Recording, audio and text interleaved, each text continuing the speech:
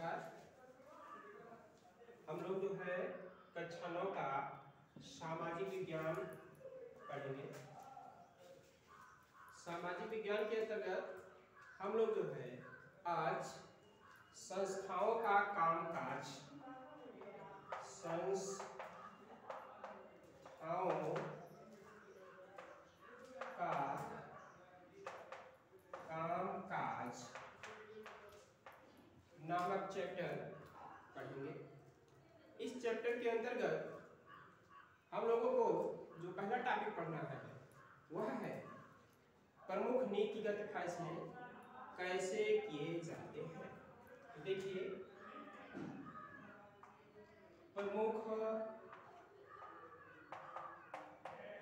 नीतिगत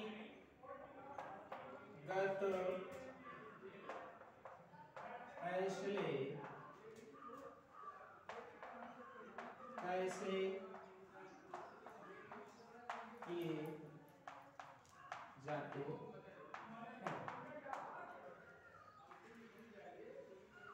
हमें जो है इसके बारे में पढ़ना है। तो हमारे देश में जो है सभी प्रमुख नीतिगत फैसले देश की प्रमुख संस्थाओं द्वारा किए जाते हैं। इन फैसलों को उस संस्था में कार्य करने वाले सभी लोगों द्वारा आपस में विचार विमर्श करके आपसी सहमत से लोगों तक आदेशों तथा विज्ञापनों के माध्यम से पहुंचाया जाता है। इस प्रकार से इन आदेशों से सभी प्रकार के नियमों की जानकारियां तिथि सहित पढ़ाइए आप। अच्छा,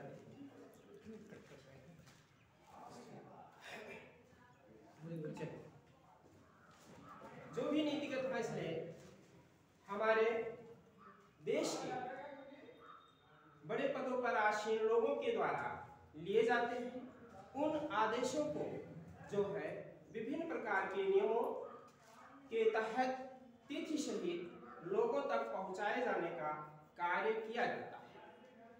तो जो है इस प्रकार से जो है प्रमुख नीतिगत फैसले हमारी सरकारों के द्वारा तथा हमारी सरकार के अधीन कार्य करने वाले लोगों के द्वारा लिए जाते हैं। अगला टॉपिक है निर्णय करने वाले लोग। निर्णय करने वाले लोग जितना आपको चाहिए 1 घंटे कोई भी आदेश अथवा कार्यालय ज्ञापन देने का निर्णय किसी भी अकेले व्यक्ति में नहीं होता। हमारे देश में किसी भी प्रकार का निर्णय आपस में मिलजुल कर किया जाता है। भारतीय सरकार के अंतर्गत जो भी मंत्रालय हैं, उन मंत्रालयों से संबंधित सभी मंत्री आपस में विचार विमर्श करके किसी भी बात पर सहमत होते हैं और उनकी सहमति के पश्चात उस विषय पर जो है राष्ट्रपति महोदय विचार विमर्श करते हैं।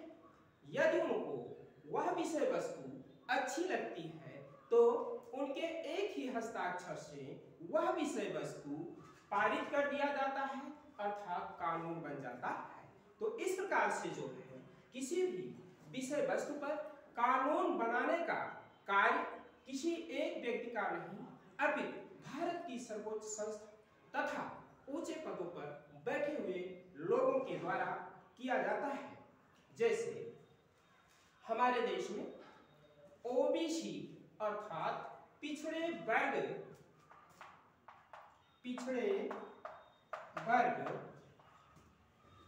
के लोगों के आरक्षण की जो व्यवस्था थी वह हमारी संसद में गहन विचार विमर्श के पश्चात ही कानूनी रूप में पारित हो सकी। हमारे देश में पिछड़े वर्गों के लिए 27% आरक्षण की व्यवस्था की गई है। अब हम लोग जानेंगे पिछड़ा वर्ग आयोग। पिछड़ा वर्ग आयोग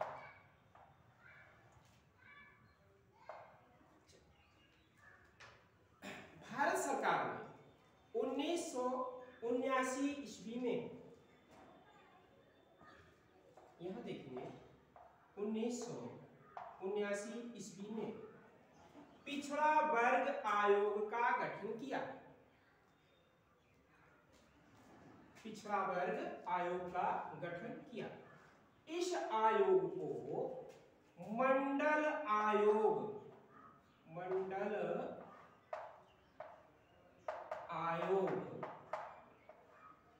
नाम से भी जाना जाता है, क्योंकि इस आयोग की अध्यक्षता बीपी मंडल ने किया था। इस आयोग की जो अध्यक्षता है बीपी मंडल द्वारा जो है किया गया था, इसीलिए पिछड़ा वर्ग आयोग को बीपी मंडल आयोग कहा जाता है। बीपी मंडल आयोग के सभी सदस्यों ने 1980 ईस्वी में पिछड़ी जातियों पर गहन शोध किया तथा अपनी सिफारिशें भारत सरकार को सौंपी और उन्होंने यह बताया कि भारत में पिछड़े वर्गों के लिए 27% का आरक्षण आवश्यक है। क्योंकि इन वर्गों की सामाजिक और आर्थिक दशा बहुत ही खराब है। इसलिए पिछड़े वर्ग के लोगों को सामाजिक सम्मान, शैक्षिक स्तर आदि में उच्च स्थानों तक पहुंचाने के लिए 27% का आरक्षण देना बहुत ही जरूरी है।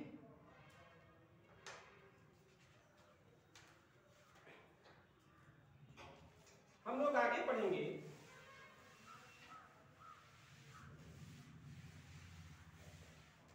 राजनीतिक संस्थाओं की आवश्यकता।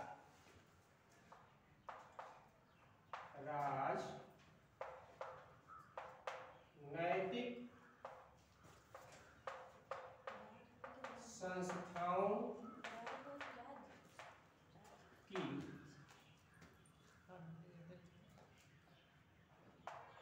आवश्यकता।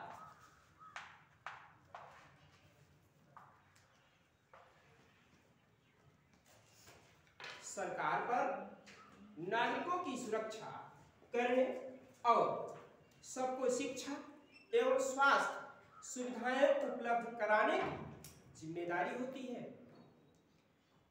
इसलिए इन कार्यों को करने के लिए विभिन्न प्रकार की व्यवस्थाएं की गई हैं।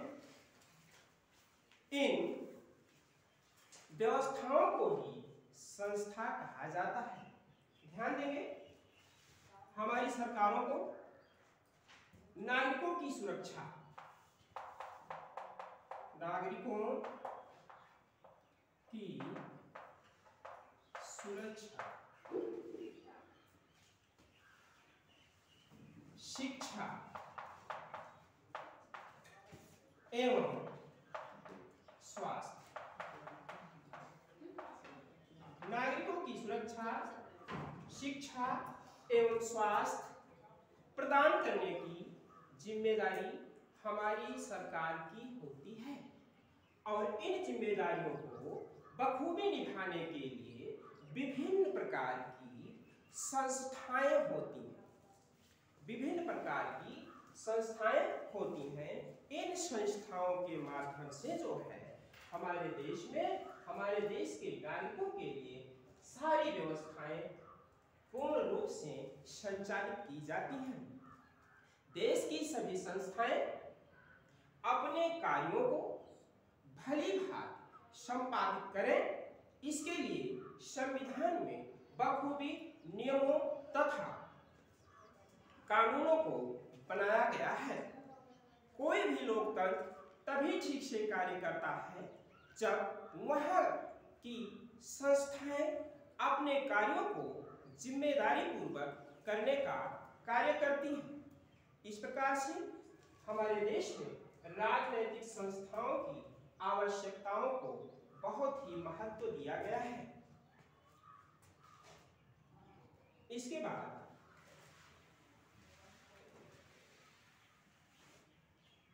हम लोग पढ़ेंगे संसद।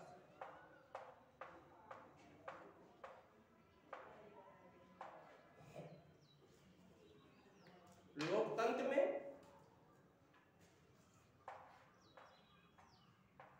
संसद का बहुत ही बड़ा महत्व होता है और आप सभी संसद के बारे में कुछ ना कुछ अवश्य जानते होंगे, किंतु संसद के बारे में जो हम बतला रहे हैं इसको भी ध्यान से सुने। लोकतंत्र में निर्वाचित जनप्रतिनिधियों की वह सभा जो जनता की ओर से सर्वोच्च राजनैतिक अधिकारों का प्रयोग करती है, संसद कहलाती है। एक बार फिर से सुनेंगे संसद के बारे में कि संसद किसे कहते हैं।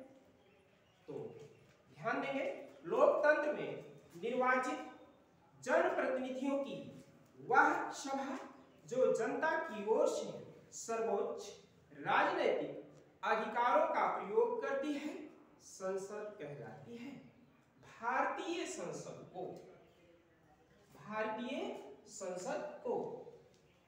विधायिका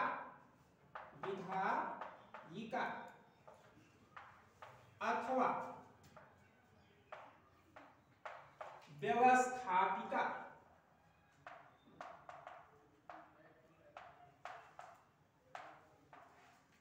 भी कहा जाता है, क्योंकि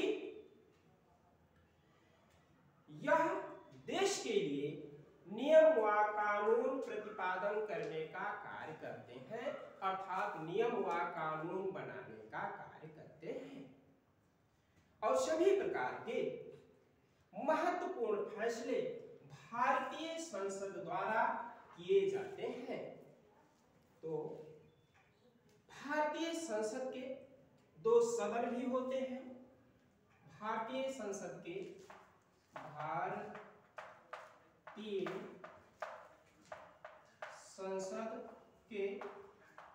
दो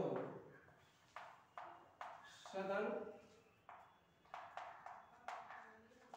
होते हैं, जिनमें से पहला है राज्यसभा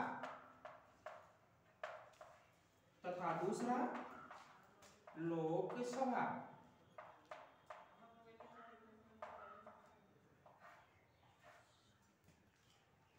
पहला राज्यसभा तथा दूसरा लोकसभा।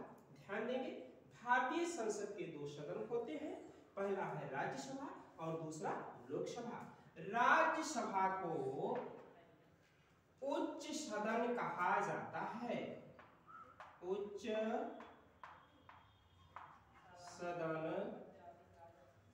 तथा लोकसभा को निम्न सदन कहा जाता है।